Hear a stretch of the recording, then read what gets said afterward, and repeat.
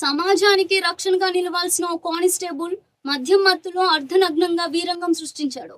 మంచిర్యాల జిల్లా కేంద్రంలో కానిస్టేబుల్ రవిప్రసాద్ తన భార్య శిరీషపై అనుమానంతో గొడవకు దిగాడు. విచక్షణ కోల్పోయి అర్ధరాత్రి నడి రోడ్డుపై ఆమెను ఈడ్చుకొచ్చి దాడి చేశాడు. భర్త వేధింపులు తాళలేక బాధితురాలు పోలీసులకు ఫిర్యాదు చేయడంతో కేసు నమోదు చేసి దర్యాప్తు చేస్తున్నారు.